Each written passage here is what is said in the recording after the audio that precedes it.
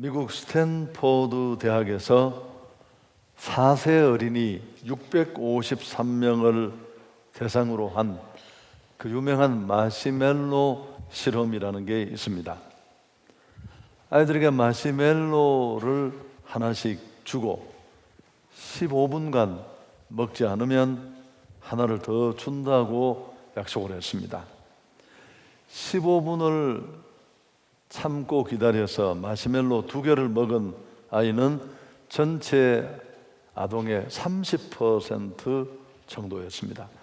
15년 후에 연구자들은 실험에 참가했던 아이들을 추격해서 그들의 삶을 비교했습니다. 놀라운 결과를 얻었는데요.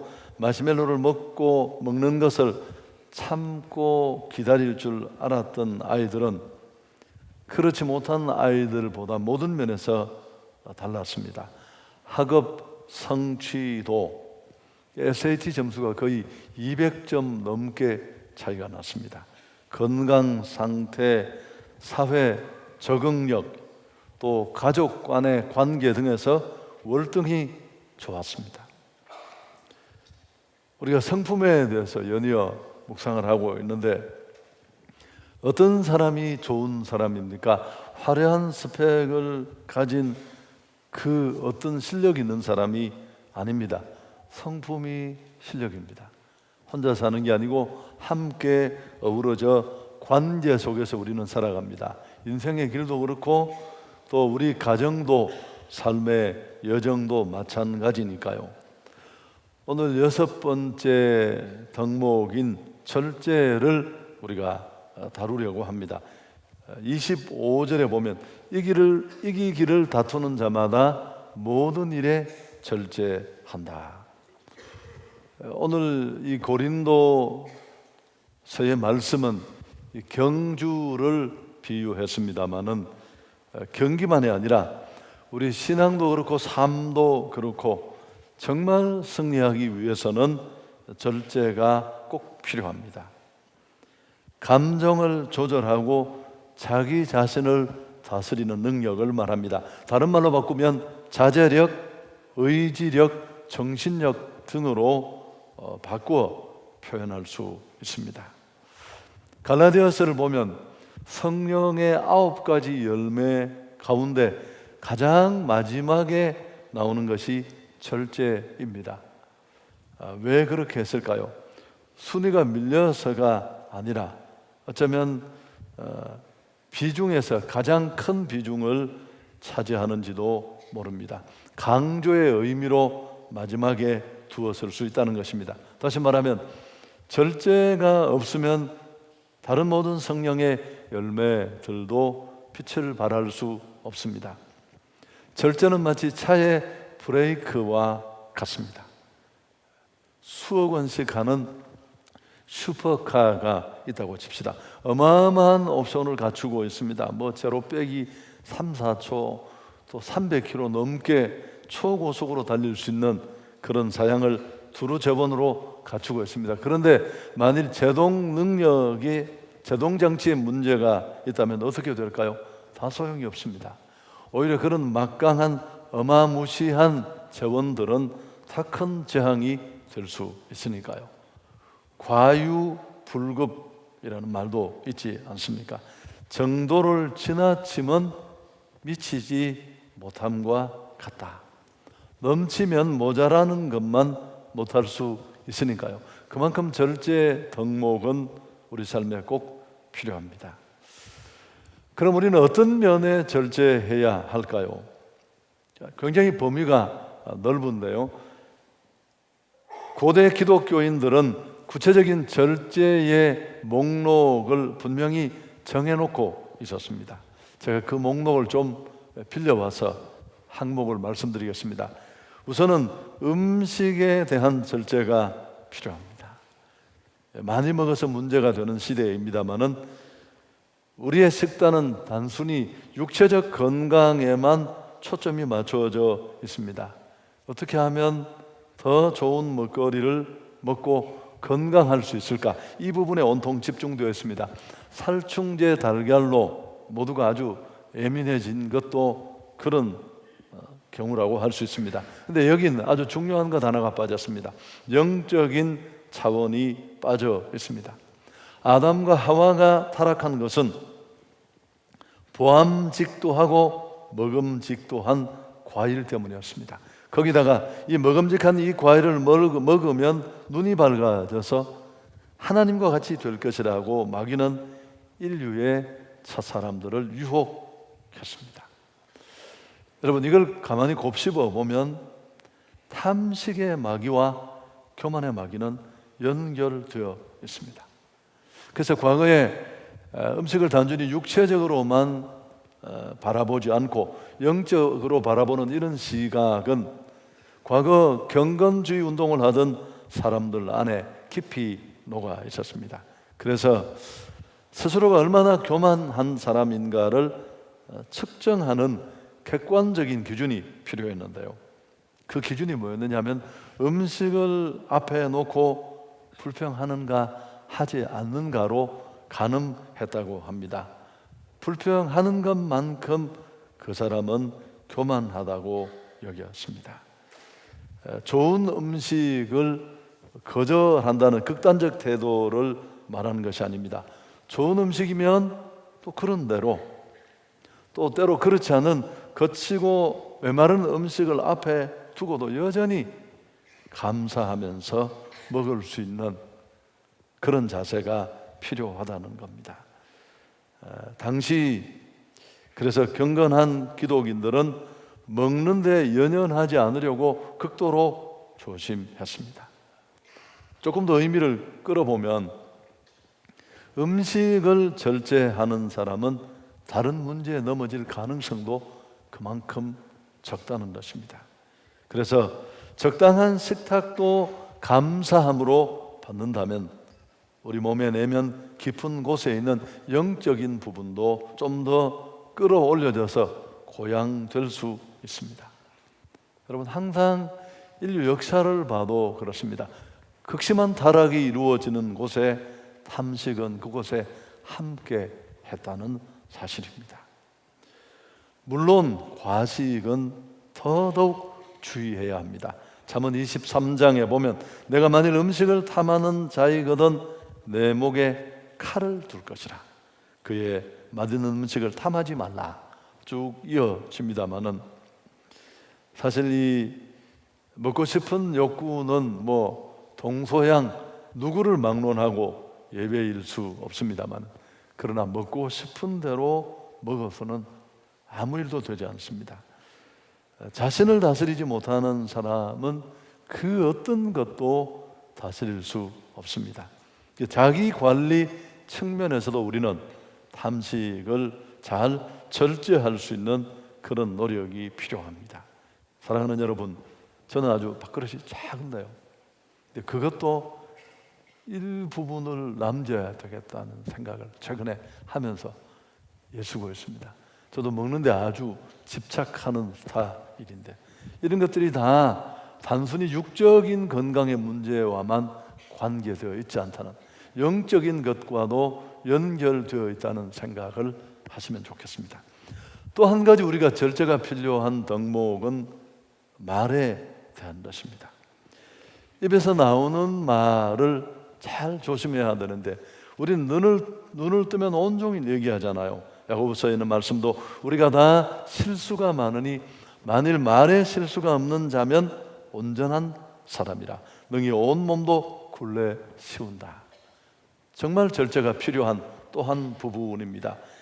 예수께서는 입으로 들어가는 음식이 사람을 더럽게 하는 것이 아니라 입에서 나오는 말이 사람을 더럽게 한다고 했습니다. 그래서 함부로 말하는 경솔함이 타인을 무시하는 또 깔보는 그런 교만으로 치닫는다는 것, 우리는 잘 알고 있습니다. 그렇지만 좀째 이 말을 절제하는 것 쉽지 않습니다.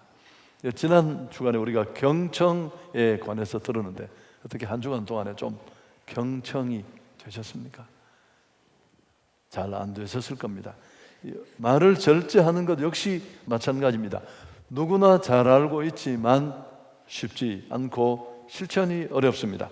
어느 마을에 바보 삼형제가 살고 있었습니다. 근데 그들이 살고 있는 마을 동굴 속에는 마시면 영원히 죽지 않는다는 그런 샘물이 있었습니다.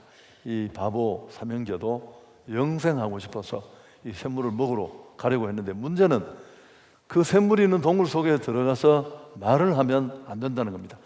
다 죽습니다. 그래도 영생하고 싶은 마음에 삼형제가 들어갔습니다. 그래서 형이 그랬습니다. 여기선 절대 말하면 안 돼. 형이 죽었습니다.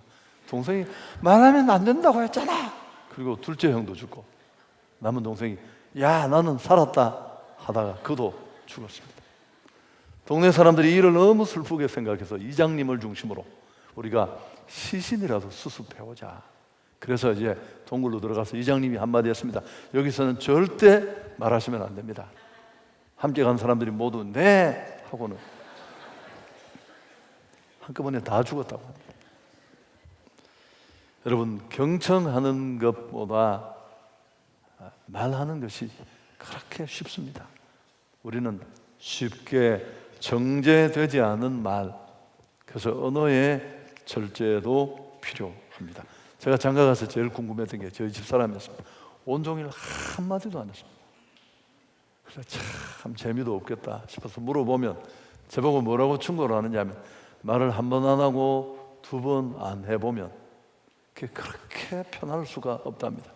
31년을 살았는데 저는 여전히 그 경지에는 아직도 이르지 못하고 있습니다. 절제가 필요합니다. 질을 끌어올리기 위해서는 양을 조절하면 되겠죠. 또 한 가지는 물질에 대한, 돈에 대한 절제입니다. 사람은 사랑하고 물질은 사용해야 하는데 우리는 늘 거꾸로 합니다. 사람은 자꾸 이용하려고 하고 돈을 사랑해서 집착합니다. 성경은 이런 우리의 삶을 경고합니다. 돈을 사랑하는 것이 일만 악의 뿌리가 된다. 여러분, 성경의 경고를 잊지 마십시오.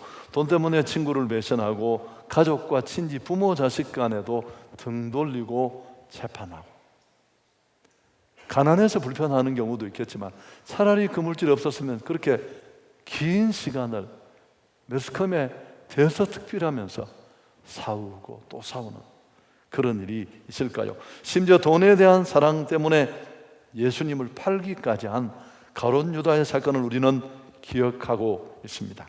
잠언에 있는 말씀인데요, 부자 되기에 애쓰지 말고 내 사사로운 지혜를 버릴지어다. 내가 어찌 허무한 것에 주목하겠느냐. 정령이 재물은 스스로 날개를 내어 하늘을 나는 독수리처럼 날아가리라. 성경의 이 권고를 잊지 마십시오. 부자 되기에 너무 애쓰지 말고 사사로운 지혜를 버리고 기댈 수 없는 허망하고 허무한 것을 주목하지 마라. 재물은 날개를 내어 하늘을 나는 독수리처럼 날아간다. 경건한 과거의 기독인들은 무엇이든지 사놓는 것을 금기시했습니다. 여러분, 참 놀랄 만한 건 책까지도 그렇습니다. 책도 지적인 양식의 보고라고 책 같은 건 우리가 이렇게 많이 모아도 욕심처럼 여기지 않을 수 있습니다만, 그것까지도 우리의 탐심은 만족이 없고 족한 줄을 모릅니다. 끝이 없습니다. 욕망에 대한 우리의 견해는 두 가지입니다. 여러분, 오늘 잘 정리를 하셔야지 어려움이 없는데, 채워질 수 없는 그 욕망의 포로가 돼서 어떻게든지 그걸 채우려고 애써 노력하고 인생을 거기다 들이면 거덜납니다. 채워질 수도 없지만 채워져도 결코 만족할 수 없기 때문에 그렇습니다. 그러나 아니면 오히려 원하는 것들을 잘 조절하고 절제해서 지금 여기서 만족하는 행복한 삶을 살 것인가? 이해를 잘 못하시고, 이게 굉장히 중요한 얘기입니다. 여러분, 일평생 짧은 인생의 시간, 사명도 비전도 만각하고 채워질 수도 없고 채워져도 답이 아닌 것들에 목을 메고 휘둘릴 것인가? 아니면 우리 안에 일어나는 이런 탐욕의 욕구들을 우리가 잘 절제하고 조절하고 덜 원하면서 성경이 말씀하는 만족의 삶을 살 것인지. 인간의 욕망은 가뭄에 말라 갈라진 땅과 가십니다. 결코 만족도 멈출 줄도 모릅니다. 지구별 이야기에 나오는 참 깨닫게 하는 얘기인데, 음식이 짜다고 손님이 투정을 하자 주인 고팔린이 이렇게 말합니다. 음식에 소금을 집어넣으면 간이 맞아 맛있게 먹을 수 있지만 소금에 음식을 집어넣으면 도저히 먹을 수가 없어. 인간의 욕망도 마찬가지입니다. 삶 속에 욕망이 있어야지 욕망 속에 삶을 집어넣으면 안 되는 법이오. 인간의 욕심, 조금의 욕망은 인류를 향상되게 하고 발전하고 성장을 가져왔습니다. 그러나 여러분, 욕망의 포로가 되면 정말 어렵습니다. 그래서 잘 절제하고 제어하는 것이 복음적인 삶입니다. 아멘. 그러니까 축복을 가지고 누리려면 더 많은 신앙의 근력이 필요합니다. 톨스토이의 사람에게는 얼마만큼의 땅이 필요한가라는 단편에 보면 이 주인공 바훔이라는 사람은 농부인데 가난합니다. 그런데 기름지고 큰 땅을 꿈꾸었습니다. 어느 날 악마가 와서 유혹을 합니다. 날 따라오면 죽겠다고. 온종일 걸어서 돌아오는, 해질 때까지 돌아오는 그 땅이 내 땅이라고. 새벽부터 달려나가서 허기지고 지친 줄도 모르고 뙤약볕에 걸었습니다. 돌아와야 되는 시간인데도 더 많이 가져야 되니까 결국 그는 허겁지겁 약속 시간 가까이 돌아왔습니다. 그 자리에 피를 토하고 쓰러져 죽습니다. 겨우 그가 묻힌 한평 남짓한 땅이 있을 뿐이었습니다. 인간의 탐욕의 끝이 무엇이고 그 결과가 얼마나 비참한가를 보여주는 단편입니다. 제가 시간을 길게 이 얘기를 하는 이유는 우리 모두가 여기 이끌리면 행복과는 담을 쌓아야 합니다. 거긴 자유도 평화도 없습니다. 자꾸만 돈 따라 가지 말고 자제할 수 있는 절제가 필요한 줄 믿습니다. 나누고 드리고 베푸는 물질은 칼과 같으니까 자꾸 써야지만 자유롭습니다. 또 한 가지는 분노에 대한 절제, 이렇게 있습니다. 기독인들은 분노를 절제할 줄 알아야 되는데 쉽지 않습니다. 역시 내 안에 일어나는 감정이지만 분노를 다스리는 사람이 성숙한 사람입니다. 잠언 16장 32절에 노하기를 더디하는 자는 용사보다 낫고 자기의 마음을 다스리는 자는 성을 빼앗는 자보다 나으니라. 왜 우리는 화를 절제해야 할까요? 화를 내는 것은 마귀에게 기회를 제공합니다. 지금까지 힘들게 이루었던 공동체, 가정, 관계 속에 그 아름다운 축복들을 그저 유리창을 깨듯이 다 부숴버리는 것이 바로 분노이기 때문에 그렇습니다. 자, 이제 결론적인 얘기를 하겠습니다. 어떻게 하면 절제가 가능할까? 우리가 지금까지 정말 소망하고 욕심냈던 이런 상품들은 다 쉽지 않아요. 그렇지만 우리는 멈출 수 없습니다. 제가 자주 반복했던 말이 있는데 하나님은 우리가 무엇을 하느냐에 생각만큼 관심이 없으세요. 여러분의 봉사, 헌신, 드림, 하나님은 그것보다 어디에 더 관심이 있을까요? 우리가 어떤 사람이 되느냐. 좋은 열매를 맺는 것보다 필요한 건 좋은 나무가 되는 거예요. 할렐루야. 왜 아멘? 비 오는 날은 아멘을 안 하시는가요? 그래서 어떤 열매를 맺느냐는 것보다 더 중요한 게 어떤 나무가 되느냐는 겁니다. 우리가 좋은 나무가 되면 좋은 열매를 맺게 될 것입니다. 그렇다면 이 신의 성품에 참여하는 이 성품의 문제를 우리가 뛰어넘을 수가 없는데요. 앞에 덕목들도 한결 같았습니다마는 이 절제는 더더욱 범위가 굉장히 높고 쉽지 않습니다. 결심이나 결단만으로는 어려운데 그래서 이런 절제 덕목을 우리가 실현하려면 그걸 가능하게 하는 동기부여가 필요합니다. 그 동기부여가 뭘까요? 하나님께 쓰임 받기를 갈망하는 것입니다. 여러분, 피조물의 최고 감격은 하나님이 나를 쓰신다는 겁니다. 우린 주님 도구로 쓰임 받기에는 여러 가지 한계나 흠이 많아요. 12영도 더 되는 천사를 부르서 쓰시면 아주 아무 문제가 없는데 우리를 끼워서 하나님이 도구로 쓰신다는 건 큰 감격이잖아요. 그래서 이 얘기를 할 때 뭐 이렇게 아빠가 아기가 만들어 달라는 강아지 집을 함께 만드는 비유를 많이 들잖아요.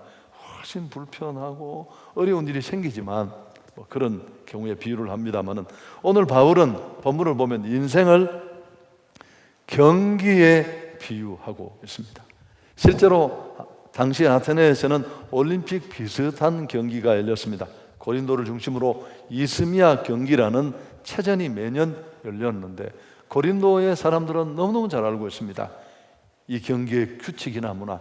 바울도 고린도 교회를 세우기 위해서 1년 반이나 두렵고 떨림으로 들어갔던 그 고린도에서 사역을 했잖아요. 잘 알고 있는 내용입니다. 이런 이 이스미아 경기 체전을 염두에 두고 한 말입니다. 고린도 사람들은 이 경기에 선수로 출전하는 것을 인생의 가장 큰 명예로 여겼다고 합니다. 그래서 선수로 한번 나갈 수 있다면 그보다 더 큰 자랑과 긍지는 없을 것입니다. 그리고 또 반대로 이 경기에 출전했다가 실격당하는 것을 최대 수치로 여겼다고 합니다. 여러분, 이런 배경을 염두에 두고 본문을 읽어야 하고, 27절 오늘 단락의 마지막 말씀이 함께 읽겠습니다. 내가 내 몸을 쳐 복종하게 하면 내가 남에게 전파한 후에 자신이 도리어 버림을 당할까 두려워함이로다. 바울이 두려워하고 있는, 혹시 버림받을까 두려워하는 게 뭘까요? 구원을 잃어버릴까? 그렇지 않습니다. 바울은 지금 하나님 손에 붙들려서 십자가 피 묻은 복음을 전하는 도구로 쓰임을 받고 있습니다. 그런데 어느 한순간에 자격을 상실하고 하나님이 더 이상 나를 사용하지 않을지도 모르는 그런 상황을 염두에 두고 두려워하는 것입니다. 그래서 실제로 어떤 성경은 실격했다, 자격을 상실했다라는 단어를 이 부분의 번역에 채용하기도 했습니다. 바울이 정말 두려워하는 것은 주님이 나를 사용하시고 나는 지금 그 감격 가운데 있는데 어느 날 주님이 그를 보면서 넌 안 되겠어.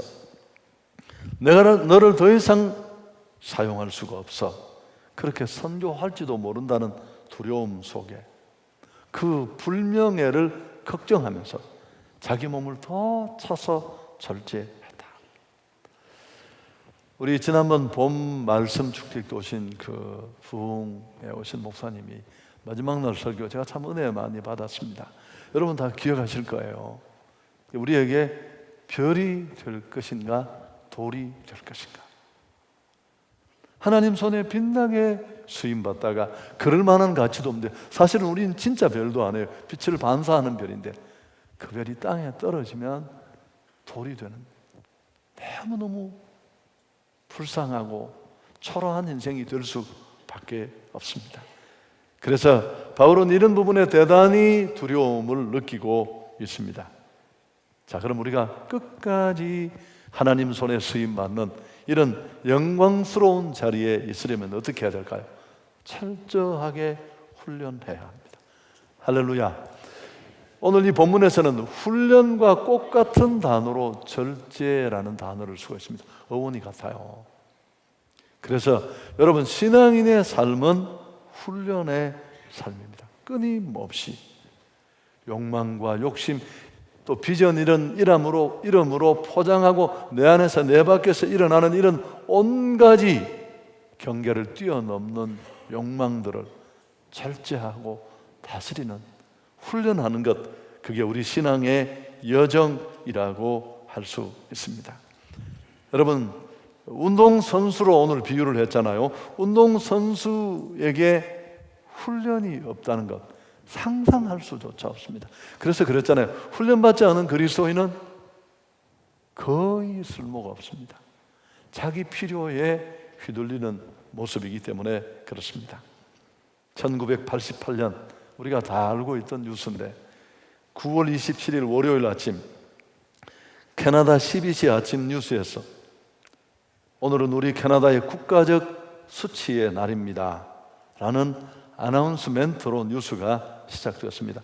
캐나다의 국가적 영웅이고 또 세계적인 육상 선수, 가장 빠른 기록을 보유하고 있던 이 벤 존슨이라는 캐나다가 정말 자랑하던 영웅이 약물 복용으로 선수의 자격을 박탈을 당한 날이었습니다. 기억나시죠? 그의 지금까지 모든 기록은 그 사건으로 다 취소되었습니다. 기자가 인터뷰를 했습니다.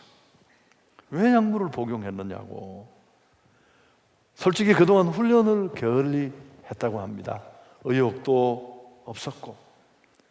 그렇지만 내가 가지고 있는 이 참편의 명예를 잃고 싶지 않아서 약물을 복용했다고 했습니다. 사랑하는 여러분, 정말 쓰임 받고 싶다면 철저하게 훈련해야 할 줄 믿습니다. 뼈를 깎는 각고의 노력이 필요해요. 먹고 싶은 것도 자제하고, 단순히 살찌고 몸매가 나빠지는 게 아니라 그런 욕망을 따라서 계속 먹으면, 조금 전에 말씀드렸잖아요. 먹는 것과 영적인 건 연결되어 있어요. 말하는 것도, 돈 싫어하는 사람이 누가 있습니까? 많으면 다 좋아하죠. 그러나 그 길이 일만 악의 뿌리가 된다는 성경의 경고를 기억하면서 우리는 멈출 수 있어야 할 줄 믿습니다. 저 잠 잘 못 자는데 누가 물었어요. 어떤 제 친구가 만나서 자기 잠 못 자서 정말 죽을 지경이라고 얘기를 하니까, 그래서 저보고 묻게, 저는 지금은 잘 잔다고 했습니다. 제 아내가 굉장히 조절을 한다고, 본인이 정말 굉장히 조절을 합니다. 근데 굉장히 조절을 했는데도 불구하고 제가 이제 금요철야를 맞추고 가서 잠을 많이 자면 안 되는데 눈을 딱 뜨니까 8시 45분까지 잤어요. 보통 일이 아니거든요. 인생에 이렇게 많이 잔 날이 없습니다. 제가 1시 반쯤 잤는데, 그래서 좀 걱정을 했어요. 그렇지만 토요일 날 운동도 하고 했는데 제가 10시 15분쯤 집으로 돌아가서 원고 초안을 끝내고 또 좀 쉬다가 원고를 다시 보고 12시 10분쯤 누웠는데 이 잠이 안 오는 거예요. 이럴 때 제가 오래 경험을 해봐서 합니다. 교회로 나오는 게 낫다. 그러니까 1시 반쯤 교회로 나와서 이제 3시까지 일을 마쳐놓고 3시간 자고 여기 선 겁니다. 그러니까 여러분, 제가 이 얘기를 하는 이유는 뭐냐 하면, 그 한날의 경건의 삶이 그 이전 날부터 다 연결되어 있습니다.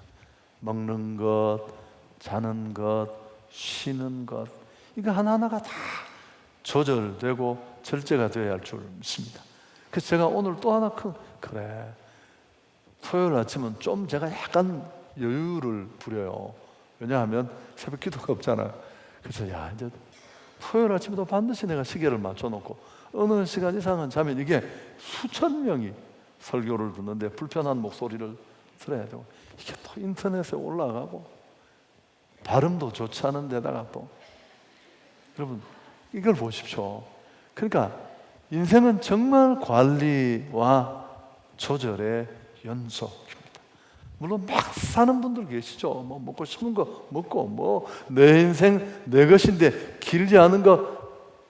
어떤 여자 탤런트가 방송에 나와서 부끄러운 줄도 모르고 그러더라고요. 아름다움을 젊을 때 마음껏 사용하라고, 뭐 좋지 않은 의미로 그런 이야기를 했는데,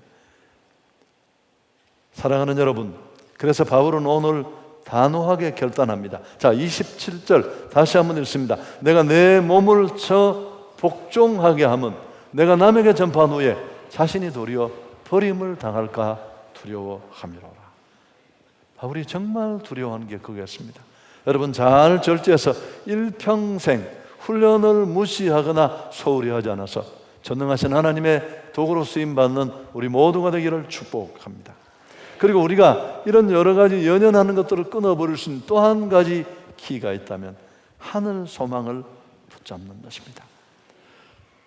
바울 서신서에 넘쳐나는 바울의 윤리나 신학은 다 종말론적입니다. 여러분, 종말을 정말 앞에 두고 우리가 느낄 때 인간의 윤리 기준은 완전히 뒤집어집니다. 주의 재림이 가깝고 또 내가 천국 가야 될 날도 나도 모르지만 시시각각으로 다가오고 있다는 이런 생각. 자, 예를 한번 들어보겠습니다. 술이나 담배를 정말 못 끊는 분이 계세요. 어떤 방법을 동원해도 근데 어느 날 몸이 안 좋아서 병원에 갔더니만 사형 선고를 받았습니다. 당신이 이제 2달을 넘기기 어려울 것 같다. 조금이라도 시간을 길게 한다면 술, 담배 안 하는 것, 그날로 다 끊습니다. 이유가 뭘까요? 죽는다는 소리를 진실로 받아들였을 때 그간에 우리를 묶고 있던 모든 고리는 일순간에 끊겨지고 내려놓게 됩니다. 사랑하는 여러분, 이 세상의 순간적인 가치에서 내가 정말 하늘나라 천국을 바라보는 영원한 가치로 바뀌게 될 때 우리는 우리를 지금까지 잡고 있던 굴레로부터 자유롭게 될 수 있습니다. 욕심은 가치관과 맞물려 있습니다. 아이들이 돈을 좋아하잖아요. 아이들도 돈 좋아한다는 거 아세요? 100원만. 그래서 아빠들이 100원, 할아버지가 막 100원 받고 나다 주잖아요. 근데 어느 날 100원짜리가 없어서 1000원짜리 주면 안 받는다 그래요. 얘는 100원짜리밖에 몰라서 그래요. 걔가 1000원짜리를 아는 날은 배춧잎의 위력도 곧 알게 될 것입니다. 여러분, 100원짜리가 세상 나라라면 1000원짜리는 하나님 나라예요. 그걸 못 보니까 정주영이가 돈이 모자라서 죽었습니까? 여러분, 최근에 제가 참 묵상하면서 도저히 살고 죽고 흥하고 망하고 수천억을 가져도 인생은 의미가 없어요. 여러분, 쾌락 그 무엇 따라가서 행복할 것 같지만 그게 며칠이나 얼마나 우리를 기쁘게 하겠습니까? 주님 없는 어떤 것도 우리를 진실로 행복하게 할 수 없습니다. 하늘나라 소망을 붙잡기를 바랍니다. 그래서 이 예스미야 게임의 승자에게 주는 것은 월계수 면류관이었습니다. 금왕 시드는 겁니다. 이걸 비유하면서 이것 때문에 빚이 땀 흘리고 먹고 싶은 욕망 조절했을 텐데 하물며 썩지 않을 하늘 영광 가치를 위해서 달려가는 우리가 얼마나 절제해야 할 것인가. 25절에 이기기를 다투는 자들마다 모든 일에 절제하나니 그들은 성을 승리자의 관을 얻고자 하되 우리는 썩지 아니할 것을 얻고자 하노라. 아멘. 여러분, 그런데 하나님 나라를 정말 이렇게 제대로 리얼하게 보려면 물과 성령으로 거듭나야 돼요. 할렐루야. 맨정신에 하늘나라가 보이겠습니까? 성령의 도우심 없이는 절제가 어렵습니다. 비전을 세우고 다짐해도 성령의 역사로 우리가 육과의 싸움에서 벗어나 하늘나라를 뚜렷이 바라볼 때 우리는 비로소 탐욕과 절제를 내려놓게 됩니다. 말씀을 마치려고 합니다. 함석헌에 너 자신을 혁명하라 라는 글 중에 나오는 말입니다. 산을 움직이는 믿음은 사실은 나를 움직이는 믿음이다. 산보다 더 무거운 것이 내 몸이다. 산을 움직일 수는 있어도 내가 나를 마음대로 할 수는 없다.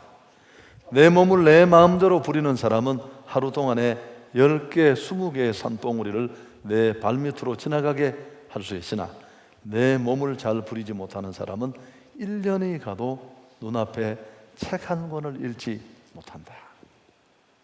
여러분, 모든 것이 나를 다스리는 일부터 시작됩니다. 그래서 절제가 언제나 누구에게나 쉽지 않은 이유가 여기에 있습니다. 가장 큰 적은 내 안에 있습니다.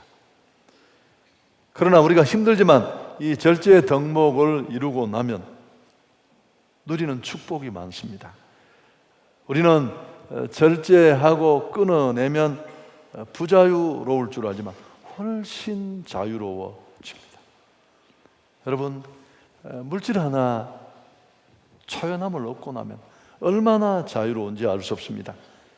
우리는 자신을 뛰어넘어야 세상도 뛰어넘고 새로워질 수 있습니다. 앞으로 더더욱 영향력 있는 신앙인으로 살아가는데 우리 모두가 이런 자유로움을 누릴 수 있는 그런 우리 성도들이 되기를 축복합니다. 오늘 설교를 마치면서 그런 생각이 들었어요. 야, 좀 질릴 수도 있겠다. 왜냐하면 다 간단하지 않은 얘기들을 매주마다 듣는데, 정직도 아직까지 소화를 못했는데, 경청도 지금 이 목에 걸려서 씹고 있는데, 오늘 또 절제까지 먹으려니까 참 어렵습니다. 여러분, 그래도 지식이 힘이니까 우리가 정말 정직하고 좋은 그리스도인이 되고, 그래서 아름다운 열매 맺는 그런 우리 모두가 되기를 축복합니다.